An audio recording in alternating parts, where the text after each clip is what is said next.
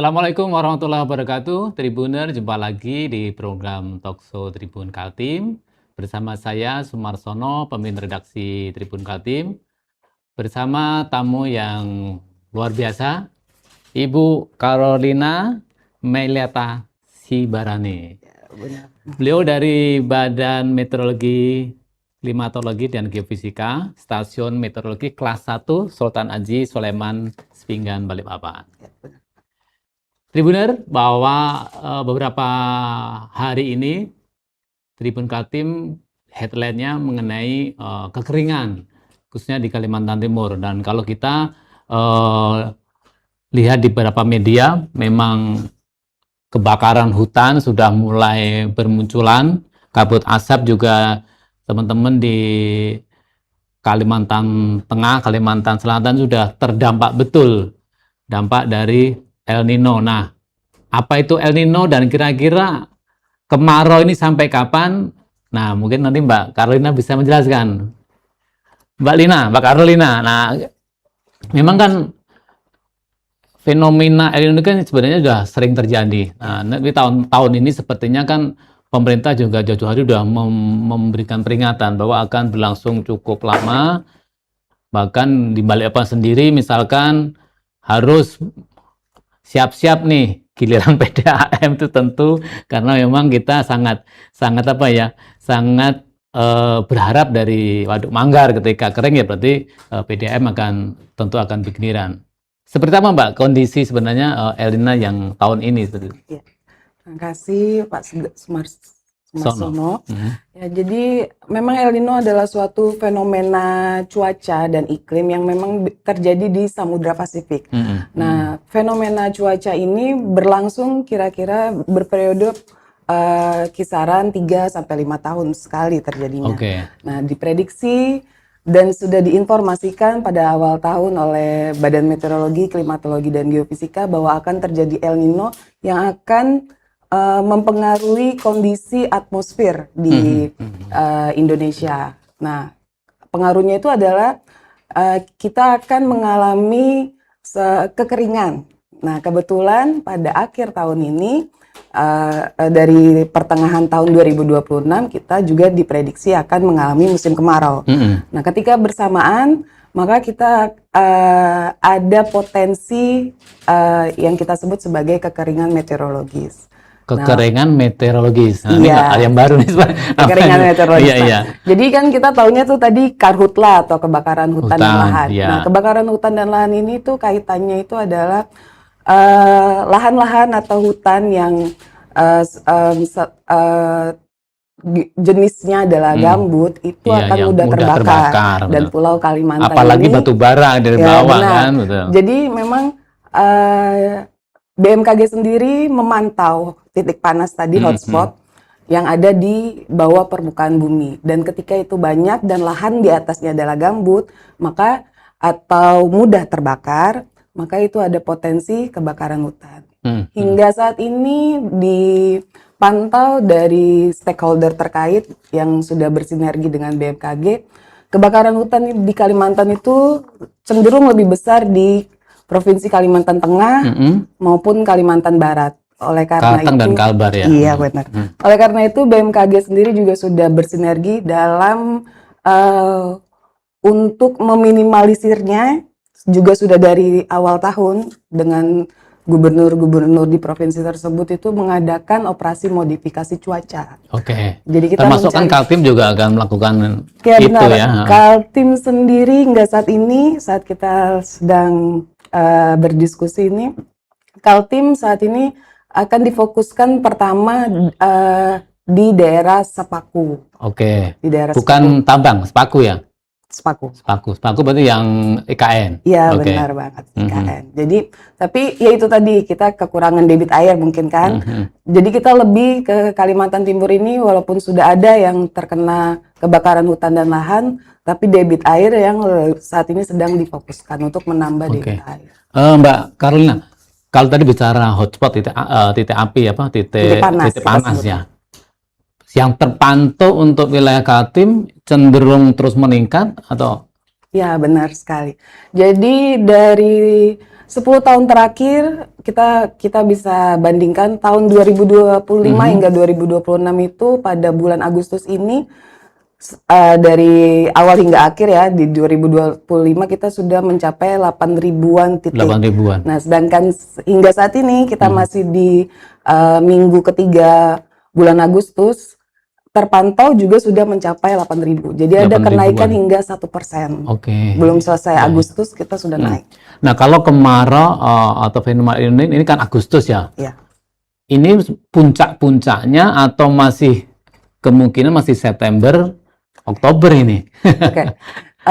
BMKG Balikpapan Kaltim sendiri juga sudah memberikan informasi press release dari bulan Juni bahwa bulan Agustus ini kita Provinsi Kaltim mengalami puncak musim kemarau. Jadi kita saat ini sedang berada di puncak musim kemarau. Artinya tuh kelembapan udara dari lapisan tinggi hingga kita ke lapisan permukaan ini tuh kering atau berkisar tuh di bawah 50%. 50%. Artinya? Ya, jadi kita makanya kering banget dan tidak ada, kecil sekali kemungkinan ada potensi pertumbuhan awan hujan. Oke, dan makanya kan kalau Tribuna merasakan panasnya minta ampun bahkan sampai 39 sampai 40 derajat Celcius.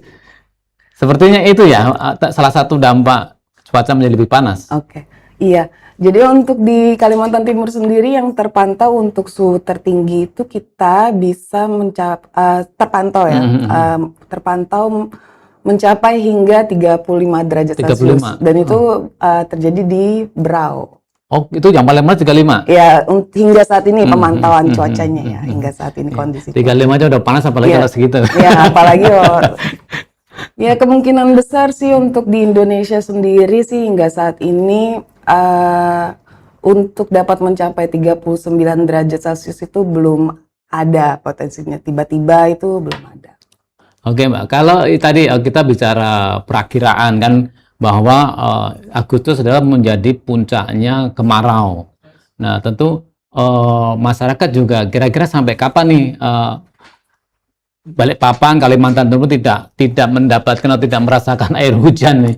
Apakah mungkin masih sebulan 2 bulan atau mungkin karena kan kalau kita bicara cuaca Balikpapan ini kan beda ya, misalnya kayak kalau nggak tahu apakah Balikpapan atau mungkin di Jawa juga, misalkan kalau dulu waktu saya kecil kuliah Juli, Agustus itu pastinya nggak hujan, tapi justru Juli Balikpapan masih hujannya masih kencang, curahnya masih lumayan biasa. Nah ini kalau menurut perkiraan BMKG lah atau stasiun meteorologi sampai kapan nih? Oke, benar sekali. Jadi topografinya itu Kalimantan Timur wilayahnya pesisir termasuk kota Balikpapan. Jadi benar kota Balikpapan sendiri pun bisa mengalami beberapa kejadian-kejadian hujan pada bulan akhir-akhir tahun itu September, Oktober, November, Desember itu memang dipengaruhi salah satunya itu oleh monsun barat ya, angin baratan. Tetapi juga karena wilayah pesisir, jadi ada kecenderungan potensi pertumbuhan awan hujan itu biasanya dipengaruhi oleh angin laut atau angin darat. Karena kita di pesisir kan. Karena itu seringnya itu terjadi pada dini hari atau pada pagi hari kita hujan ya. Benar. Nah, terkait tahun ini secara global fenomena El Nino itu memang diprediksi akan bertahan hingga 2027 hingga awal 2027. Namun jika kita lebih terus memantau dan terus menginformasikan, kita akan potensi-potensi hujan itu masih ada dipengaruhi oleh pengaruh lokal tadi, angin laut, angin darat. Jadi kita mungkin memang hingga prediksinya bulan Agustus ini hingga September potensi hujan sangat kecil. Kita berharap nantinya karena kita masih ada pengaruh dari lokal tadi, perairan Selat Makassar, itu jika ada belokan-belokan angin, masa udaranya basah, kita ada potensi pertumbuhan awan hujan. Nah kalau tadi ibaratnya rekayasa hujan ya, ya itu sistemnya seperti apa itu? Ya, jadi modifikasi cuaca sendiri adalah salah satu cara lah atau upaya ya upaya terbaru yang dilakukan yang dimiliki oleh BMKG. Modifikasi cuaca ini biasanya untuk kegawat darurat bencana ya, bencana nasional itu dapat dibantu oleh langsung dari badan yang badan B, badan apa ya itu ya Yang kalau BRIN, atau bukan? BNPB, Oh, BNPB ya. BNPB nasional, Badan Penanggulangan Bencana Nasional. Nah itu jika itu seperti di Kalteng, di Kalimantan Tengah maupun Kalimantan Barat itu adalah kita sebutnya apa ya, bencana nasional ya, bencana nasional karena karhutlah itu sudah besar, makanya itu dibantu oleh upaya untuk itu ya. Dan itu biasanya yang menginisiasi itu adalah dari pemerintahan provinsi sendiri seperti itu. Nah, artinya kan sebenarnya kayak kalau kita bicara yang kondisi sekarang ini kan tadi misalkan Sungai Mahakam sudah mulai surut, dampaknya kan kemana-mana tuh, terutama di Mahulu nih yang biasa memang transportasi sungai sekarang agak kerepotan dan dampaknya pasti harga sembako menjadi lebih mahal dan sebagainya gitu. Nah, nah itu apakah juga bagian dari nanti apakah ada upaya rekayasa atau modifikasi cuaca tadi? Ya, hingga saat ini kami mendapatkan juga informasi dari stakeholder terkait memang surutnya Sungai Mahakam itu memang mengganggu ya transportasi aktivitas masyarakat khususnya di wilayah Mahakam Ulu, kemudian untuk distribusi sembako seperti itu. Ya, jika nantinya dari pemerintah daerah mengamati perakiraan kami, mengamati informasi perakiraan kami,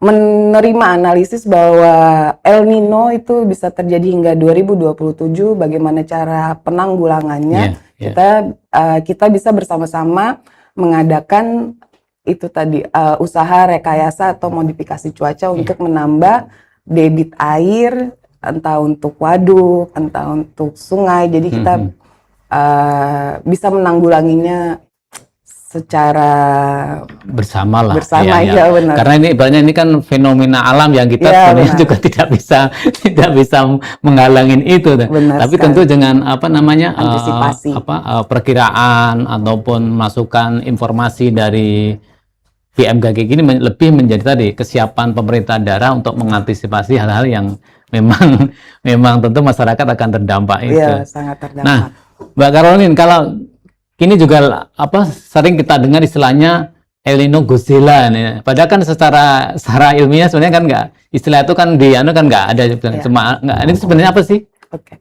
Ya, jadi BMKG sendiri secara khusus tidak pernah menyampaikan El Nino Godzilla ya Pak ya. Tapi El Nino itu dia memiliki intensitas. Nah, intensitas ini yang akan terjadi memang diprediksi hingga tahun. Mengapa disebut sangat kuat? Ya kalau kita melihat indeksnya, anggapannya di atas positif 3 itu indeks El Nino ya Pak ya. Tapi apa sih kuat itu maksudnya? Karena dia periodenya lama. Jadi walaupun terjadi 3-5 tahun, periode durasi terjadinya El Nino itu biasanya 3-6 bulan. Nah, ini kemungkinan jika sudah terjadi dari kemarin bulan Juli hingga nanti kita ke bulan, kemungkinan nih ya prediksinya sampai Februari. Nah, itu lebih dari 6 bulan, makanya disebut El Nino kuat. Oh, durasinya lama. Kuat namanya Godzilla itu. Ya, itu salah satu itu terjadi ketika di Pasifik. Jadi itu salah satu ilmuwan di Amerika yang mereka menyebutkannya seperti itu. Berarti El Nino ini bisa jadi sampai di Februari 2027. Meskipun tetap kemungkinan bahwa ada hujan yang sifatnya sporadis kemungkinan masih ada kan gitu. Iya benar. El Nino kuat sendiri salah satunya terjadi pada tahun 2015. Nah, indeksnya itu memang sudah mencapai 3. Nah, kita akan mencapai 3. Jadi 2015 itu juga bencana seperti kebakaran hutan memang masif terjadi. Nah, itu yang salah satu salah satu analisis BMKG sendiri yang kita sampaikan kepada pemerintah daerah, kepada stakeholder terkait untuk memantaunya lebih lagi jika memang besar dampaknya yang akan terjadi. ada baiknya kita melakukan antisipasi tadi seperti modifikasi cuaca. Oke lah, kalau tadi kan biasanya update hotspot itu kan juga disampaikan per day ya, tiap hari. Per day. Itu juga terus pemantauan itu terus dilakukan. Ya. Titik hotspot atau titik panas sendiri itu dipantau dengan satelit. BMKG, seluruh unit pengamatan meteorologi BMKG itu memberikannya setiap hari kepada masyarakat. Itu biasanya kami memberikannya 2 kali sehari. 2 kali sehari. Jadi itu update pagi dan update malam. Hingga saat ini, ya seperti tadi saya sebutkan, hingga saat ini tuh bulan Agustus di Kalimantan Timur itu sudah lebih dari 8.000-an ya jumlah yang terpantau dari Agustus tahun 2025. Oke. Yang paling banyak wilayah mana? Yang paling banyak itu terpantau itu di Kabupaten Kutai Kartanegara dan Kutai Timur. Dan karena luas wilayahnya memang cukup. Kan. Lahannya juga ya, betul.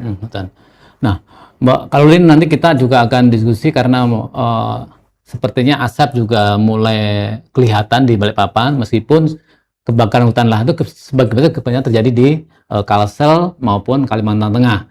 Tetapi kan kita biasanya asap itu kan terbawa oleh angin. Nah, kira-kira sejauh mana Balikpapan akan ikut terdampak, karena Balikpapan juga punya penerbangan nasional dan internasional. Pasti akan terpantau juga dari arah angin mana. Jadi kalau asap kebakarannya di Kalsel, anginnya ke arah Kaltim akan kena juga, bahkan sampai di Singapura. Orang Singapura pada teriak-teriak. Kita akan diskusi lagi setelah jeda berikut.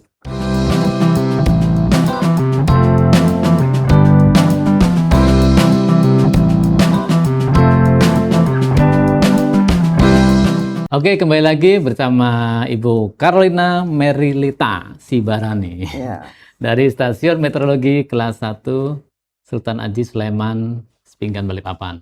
Ini Bandara Sam Sepinggan Balikpapan. Karena lokasi kantor stasiun meteorologi kan di sebelahnya Bandara Sepinggan.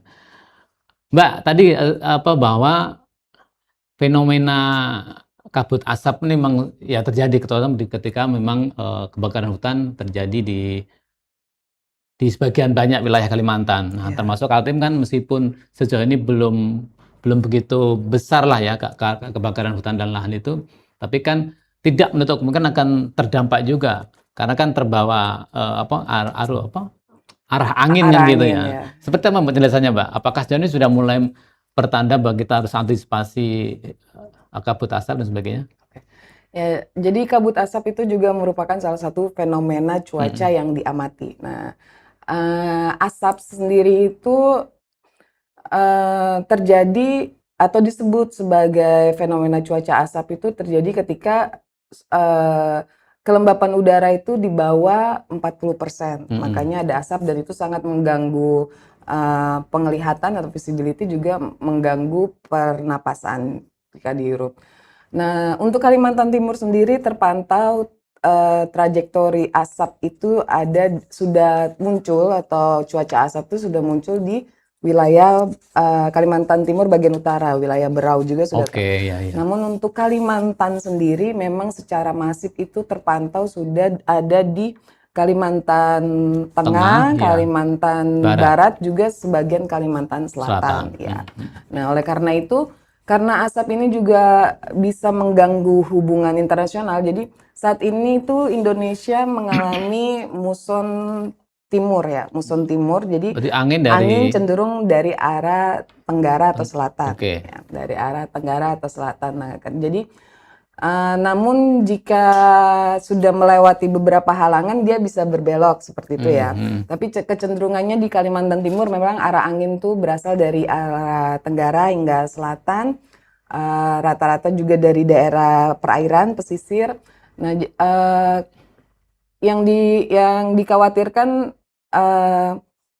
trajektori asap yang kemungkinan yang terjadi memang di Kalimantan bagian selatan maupun barat ini tuh itu harus diredakan gitu supaya tidak sampai ke wilayah internasional lainnya. Makanya makanya gawat darurat nasional yang seperti itu, makanya bisa dibantu oleh BNPB. Nah, ketika nantinya masih ada potensi Kaltim hingga tidak ada hujan, ya terus kita juga titik panas masih terpantau dan yang tadi kekeringan meteorologis itu terjadi karena kelembapan udara sangat rendah, itu fenomena asap itu juga bisa terjadi. Iya. Nah, kalau kita sekarang kan udah terjadi di Kalteng, di Kalebar, di Kalsel sebagian ya. Iya. Kalau lihat pergerakan angin, memungkinkan nggak bahwa kalau dia dari bawah cenderungan dari Amazon atau timur tadi, Iya. artinya kan, nah apakah nanti kondisi itu akan juga berarti tidak lama lagi nih udara di Kalimantan Timur juga akan dipenuhi dengan kabut asap.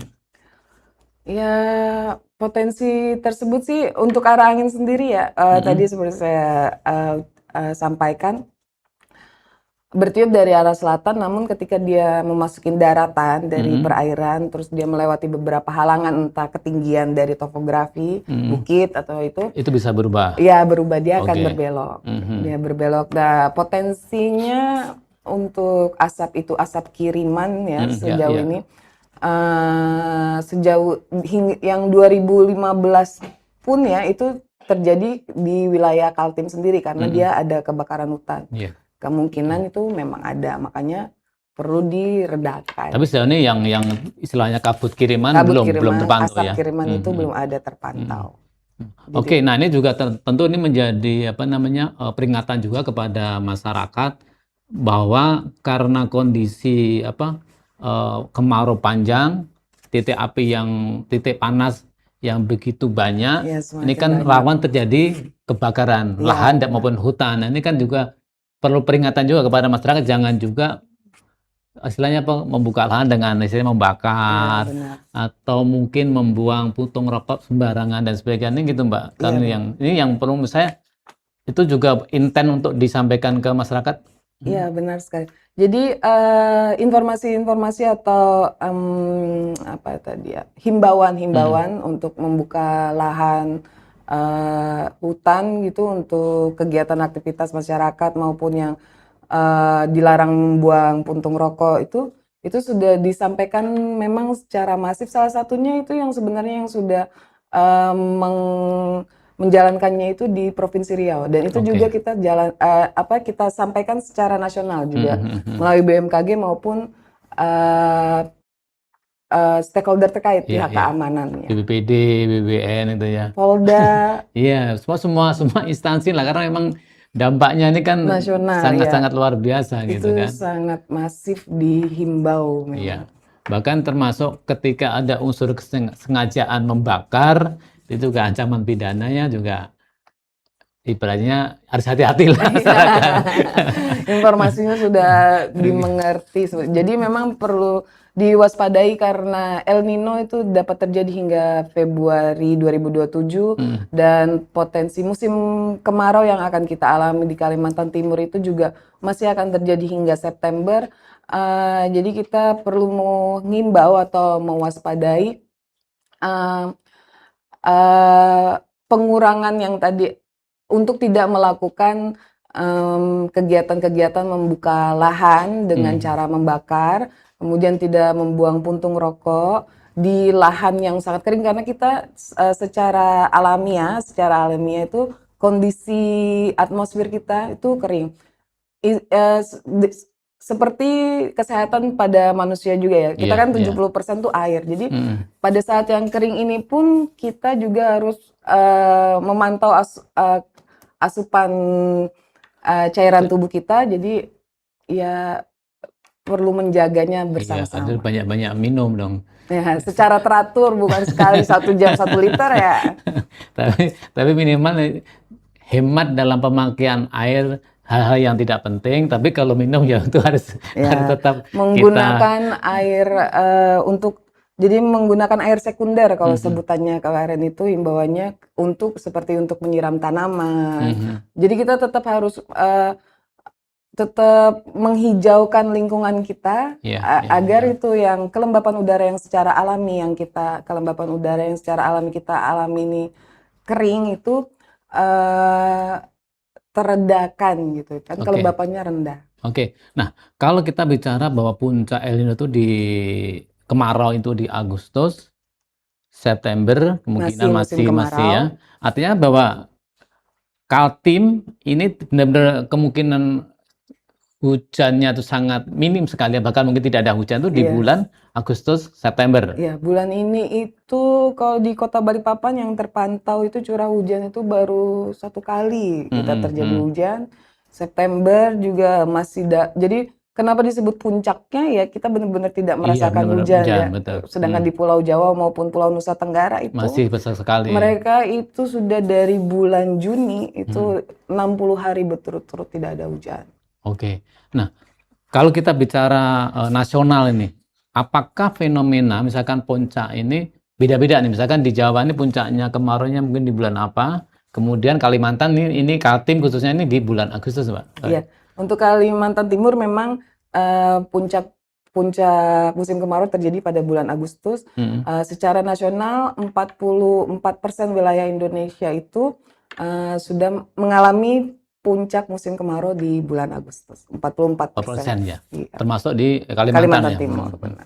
Oke, dan itu akan terjadi berarti kan puncak itu di Agustus, September, kemudian El Nino itu masih berlangsung sampai di Februari nih. Prediksi sampai Artinya kan Februari. di bulan November, Desember mungkin sudah mulai ada hujan. Ya karena itu tadi fenomena kita memang musim kemarau dipengaruhi musim timur. Nah, ketika nanti anginnya berubah, jadi peralihan ya September peralihan, kemudian Oktober, November, Desember yang seperti kita ketahui itu muson baratan, maka ada potensi musim hujan, ada potensi terbentuknya awan hujan. Nah, jika itu berturut-turut, kita bisa menyebutnya sebagai musim hujan. Musim hujan. Ya.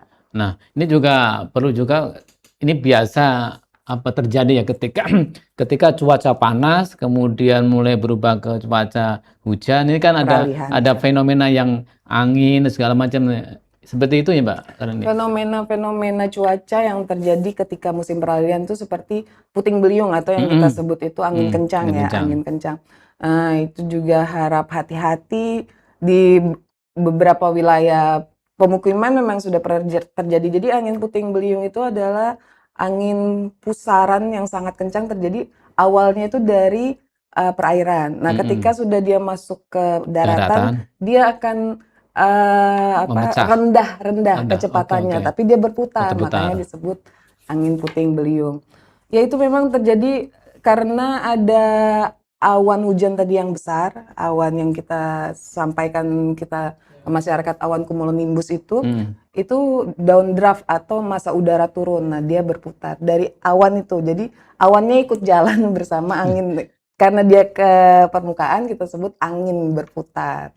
Nah, itu bisa waspadai kayak atap terbang. Itu kalau mengenai wilayah pemukiman itu bisa terjadi bencana. Oke, Mbak, kali ini menurut saya ini juga cukup banyak yang kita disampaikan, tapi mungkin apa yang kira-kira perlu imbauan kepada masyarakat sekali lagi bahwa kemarau kita masih ya harus tetap harus waspada karena masih panjang. Ini Agustus masih di tanggal-tanggal 20-an, September kemungkinan juga masih curah hujan masih sangat-sangat kecil. Kira-kira silakan Mbak, kalau ini yang perlu disampaikan kepada masyarakat, terutama juga mengenai ancaman kebakaran hutan dan lahan ya. Termasuk juga kalau lihat Balikpapan beberapa hari ini kan kebakaran terjadi ya di mana-mana. Misalnya sangat memungkinkan sekali karena cuaca sangat panas, ketika ada percikan api sedikit pun ini akan ancaman kebakaran. Silakan Mbak, kalau ini sampaikan ke himbauan kepada masyarakat. Kami menghimbau kepada masyarakat ketika melakukan aktivitas di luar ruangan pada bulan Agustus ini yang disampaikan bahwa merupakan puncak musim kemarau di wilayah Kalimantan Timur, untuk menjaga asupan kandungan air dalam tubuh dengan cara minum air putih secara teratur. Juga mengimbau ketika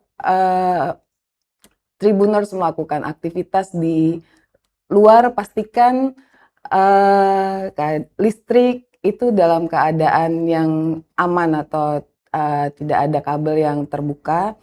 Juga untuk kepada masyarakat di wilayah Kalimantan Timur khususnya aktivitas jauhi atau jangan lakukan untuk membuka lahan dengan cara membakar, karena kelembapan udara yang secara alami yang kita rasakan saat ini di hampir sebagian besar wilayah Indonesia maupun Kalimantan Timur sendiri, kelembapan udaranya itu sangat rendah dan tekanan udara itu tinggi. Jadi ketika kita membuka lahan dengan cara dibakar atau sengaja, itu akan mendukung masifnya besarnya kebakaran hutan dan kita akan mungkin mengalami bencana-bencana lainnya seperti asap.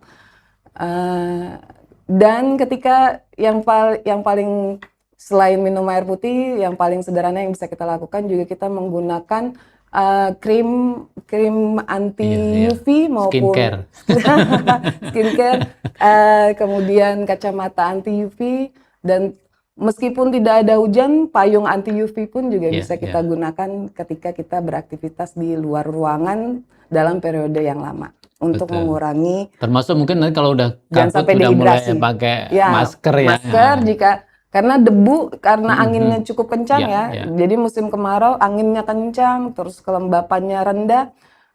Untuk menjaga kesehatan tubuh, kita juga bisa menggunakan masker ketika beraktivitas di luar ruangan. Ya, terima kasih Mbak Carolina. Tentu sekali lagi kami juga dari Tribun Kaltim ikut mengimbau sekali lagi ancaman kebakaran bisa terjadi di sekitar kita, termasuk kebakaran hutan dan lahan yang akan memicu pada kabut asap. Tentunya harus kita hindari, meskipun di tetangga kita di Kalteng, Kalbar, berita yang kami dapat sudah mulai mengganggu aktivitas penerbangan. Semoga juga Kaltim ini tetap terjaga dan caranya itu tadi kita harus menjaga sama-sama menghindari kebakaran hutan dan lahan. Terima kasih Ibu Carolina Melita Sibarani dari kantor meteorologi ya? Ya, kantor meteorologi Sultan Aji Sulaiman Sepinggan Balikpapan. Semoga informasi ini menjadi peringatan kepada seluruh masyarakat Kalimantan Timur bahwa fenomena alam El Nino ini memang harus El Nino, bukan La Nina beda lagi. El Nino ini harus kita hadapin tentu dengan kewaspadaan kita bersama. Terima kasih sekali lagi. Wassalamualaikum warahmatullahi wabarakatuh.